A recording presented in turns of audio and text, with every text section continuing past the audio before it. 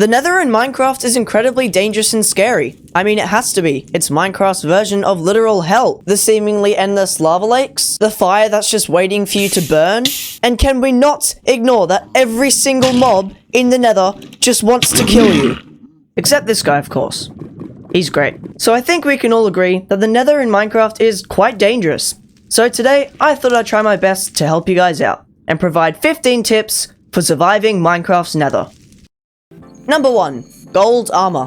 When exploring the 1.16 Minecraft Nether, you will come across what you call piglins, and these guys absolutely love gold. I don't know why, it's just what they do. Now these piglins are hostile, and they will attack you when you come near, unless you have at least one piece of gold armor equipped. So next time you head into the Nether, remember to suit up.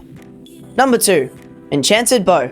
Ghasts in the Nether are by far the most annoying mob to deal with, because they push you right into the lava, which means all of your diamond armor and tools get burnt to a crisp, which is not what you want. Well, ghasts use fireballs to shoot at you, so isn't it just right to shoot them back? So, all you gotta do is craft up that beastie bow of yours and go out and shoot some ghasts. Nice. Number 3. Flint and Steel. Let's face it, we've all been there. When we go into the Nether with all the different things that you need, all the food, tools, armor, all the blocks for bridging, and then we go exploring in all different biomes to the fortresses and bastions, but then it's time to go home, and you can't find your portal. Well, if you happen to have a flint and steel on you, then you can actually use this to get home. Now, if you find a broken Nether portal like this is the perfect situation you want to be in. Of course, you still have to fill in these little blocks of obsidian here, where you can actually get those either from bringing them with you or from finding another broken Nether portal somewhere nearby. So it's definitely not ideal, but it still works. Number 4. Zombie pigmen. Please, whatever you do, just don't hit them. Just trust me, you don't want to deal with these guys. Number 5. The Warped Forest. The Warped Forest biome in the Nether is by far the coolest looking in my opinion, because I mean, just look at it. It's absolutely amazing. But little did I know until recently that this biome in the Nether is the safest one to be in, because no actual hostile mobs spawn in here. I think Endermen still do, but that's fine, because if you just don't look at the Endermen, then you're completely fine. So if you're someone like me who always dies from all the mobs in the Nether, then this is definitely your safest bet. Number 6. Check your coordinates. When exploring the Nether, it's really easy just to get lost. I mean, it's bound to happen. You're exploring all different biomes, searching for all different items. It's gonna happen someday. So regular checkups on your cords could be the difference between you spending the rest of your life in your Nether and saying hi to your pet dog at home. Number 7. Potions. When exploring the Nether, there is a very high likelihood that you're gonna die. So bringing along some potions is a great idea. I personally recommend fire resistance or regeneration, both of which are really handy. Fire resistance even more, because if you fall off the edge into a lava lake, you know you're covered. The recipe for fire resistance is actually really simple. All it requires is just one nether wart, one magma cream, a few glass bottles, and a blaze powder. All you gotta do is pop in your nether wart, wait for that to brew, and then you gotta pop in your magma cream, and boom, you got fire resistance. And one tip while this is brewing is always use 3 bottles instead of 1. It uses the exact same amount of ingredients, and you get triple the amount of effects. Number 8. The Lodestone. In Minecraft 1.16, a new block was added, and this block is called the Lodestone, and it has a very special purpose. As you all know, compasses don't work properly in the Nether. The needle just spins around randomly, until you right-click the compass on the Lodestone block. This will give you a new compass called Lodestone Compass, and wherever you go, the compass will follow the direction of the Lodestone. This is really useful. This means that you can place the Lodestone next to anything in the Nether that you want to know where it is at all times. For example, you could place this block right next to a Nether portal and go off exploring for hours on end, and then you know exactly where your portal is, so you don't get stuck in the Nether. Number 9. The Shield. The Minecraft Nether Fortress is vital to Minecraft's gameplay, as you need it to beat the game. But it's also really dangerous. I mean, just look at it. It's swarming with mobs. The most annoying mob to deal with in the Nether is by far the blazes, because they shoot at you just like the ghasts, and they are brutal, as you can see. So one thing that I would highly recommend in the Nether is definitely bring along a shield. Now, of course, it won't protect you from all of the fire, but it will still protect you from most. Number 10. Protect your portal. When you spawn into the Nether, your portal is most likely going to end up in somewhere like this, out in the open. It very rarely spawns inside a wall or somewhere like that.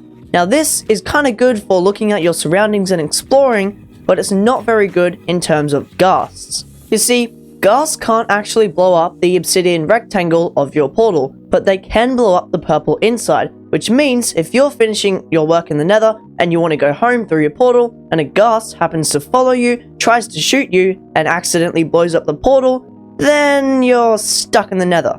Now the best solution to this is to protect your portal. Now you can use two different blocks to protect your portal. You can use cobblestone or stone. Now cobblestone wears out over time once it's been blasted by the ghast a few times, but stone stays solid forever. So I would personally recommend using stone to protect your portal.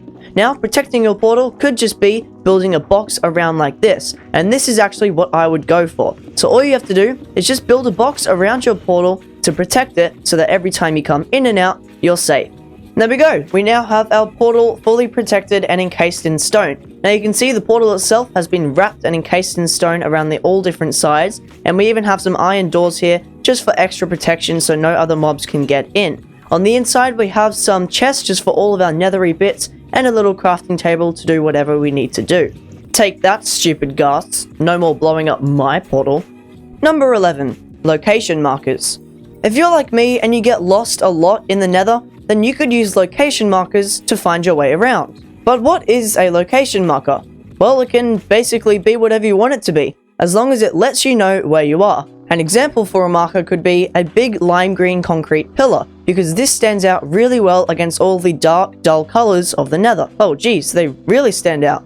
Well, I guess that is the whole point of a location marker, I guess. But yeah, say that you're lost right now and you can't find where your portal is, and then you see boom, just that. That instantly lets you know where you are. I think that is really cool. Number 12, the Ender Chest. The Minecraft Ender Chest was introduced November 18th, 2011, and that is 10 years ago now, but some people still aren't taking advantage of what it has to offer. A lot of people these days just store their precious items in their Ender Chest, such as diamonds, gold, redstone, netherite, elytra, all different things like that. But you can also store really handy items, such as flint and steel, rockets for your elytra, a shield, food, and scaffolding. So I would highly recommend keeping some of these handy things in your Ender Chest, such as scaffolding or a shield. A shield if you need to protect against blazes or ghasts, and scaffolding if you need to get up somewhere, you can use that. These things just make your life in the Nether a whole bunch easier. Number 13, Hoglands. Hoglands are a hostile mob in the Nether, and they spawn in the Crimson Forest, which is the biome that I am currently in right now. These guys do a heck of a lot of damage, so try to avoid them. Yeah. Number 14, Optifine Fog. Now this whole video I have been using Optifine, which is why I can do the zoom. But as well as having FPS boosting and being able to zoom in, Optifine also offers a lot of different settings, one of which is the fog option. Now this whole video I have chosen to have the fog option switched off, but if you turn it on, this is what it looks like. Very different. Now the reason why I've chosen to have it off the whole video is just because you can see so much more of the Nether when it's off. With the fog, you can barely see anything in front of you. You have to travel around way further to see in the distance. So if you have access to Optifine, then I would definitely recommend switching the fog off. But it is just up to you. Do you like the fog like this, or do you like being able to see further? Let me know in the comments. Number 15, Striders. When you're exploring in the Minecraft Nether and you need to get from this bank over to that bank, do you bridge across and risk losing all your stuff, or do you use a strider? If you didn't know already, you can actually put a saddle onto a strider, which means you can ride them. All you gotta do is hold your saddle and right click on the strider, which means the saddle has been equipped to the strider. You can now right click it and ride it normally. Now without the warped fungus on a stick, you can't actually control the strider, but once you get the warped fungus on a stick, you can actually control it and ride around on the lava, which I think is really cool, because this basically just provides you with a way to get around on lava. So there you have it, 15 tips for surviving Minecraft's Nether. Hopefully you guys enjoyed. If you did and you made this far into the video, consider subscribing, and remember to comment what was your favorite tip and trick of the video. Thank you guys so much for watching, and I'll see you in the next one. See you later.